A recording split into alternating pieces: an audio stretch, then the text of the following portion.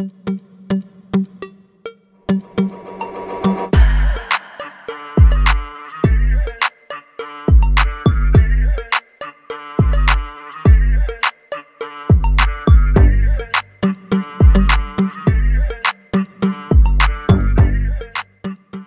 kasih karena Anda masih terus setia bersama di dalam channel Elvino YesTV.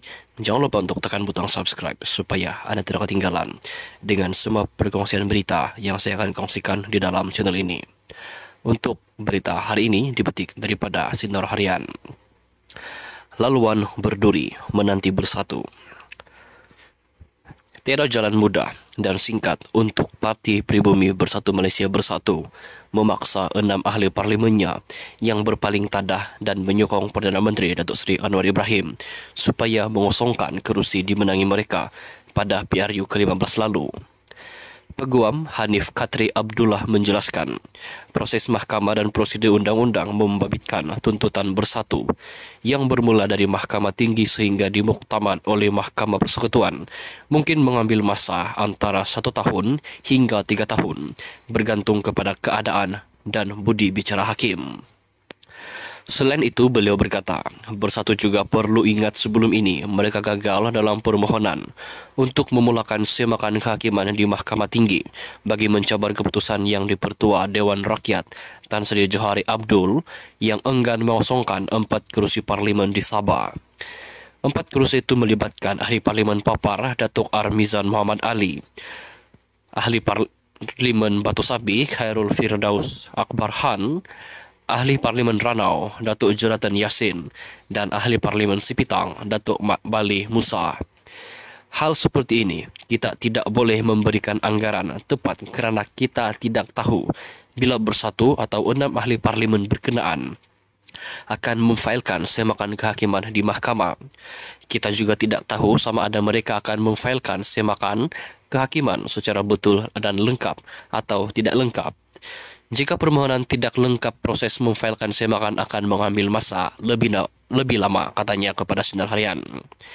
Hanif Khatri berkata, demikian mengulas laporan media bahawa Masyarakat Agung Khas Bersatu pada Sabtu meluluskan pindaan perkara 10 perlembagaan bersatu yang akan membolehkan 6 ahli parlimen mereka yang bertindak menyokong Perdana Menteri mengosongkan kerusi masing-masing. Tindakan itu perlu, kata Presiden Bersatu Tan Sri Muhyiddin Yassin, kerana perlembagaan bersatu ketika ini hanya membolehkan kepimpinan bersatu menggantung 6 ahli parlimen tersebut tanpa memberi kesan kepada kerusi parlimen mereka. 6 ahli parlimen bersatu yang menyatakan sokongan kepada Anwar adalah Datuk Zulkifli Hanafi, Datuk Syed Abu Husin Hafiz, Syed Abdul Fasal, Zahari Kecik, Muhammad Azizi Abu Naim, Datuk Iskandar Zulkarnain Abdul Khalid dan Datuk Suhaili Abdul Rahman. Tambah Hanif Khatri, Bersatu juga mungkin terpaksa menunggu sehingga kira-kira sebulan bagi membolehkan Jabatan Pendaftaran Pertubuhan Malaysia ROS untuk meluluskan pindaan perlembagaan yang antara lain mengandungi frasa bahawa mana-mana ahli parlimennya yang melanggar arahan Majlis Pimpinan Tertinggi MPT dianggap sebagai keluar parti. Biasanya ROS akan membuat keputusan dalam masa 30 hari bekerja. Jadi saya rasa ROS akan membenarkan pindaan perlembagaan bersatu secepat mungkin, namun cara pindaan dibuat tidak boleh ke belakang atau backdated secara licik dengan meminta ke-6 ahli parlimen berkenaan membuat keputusan semula.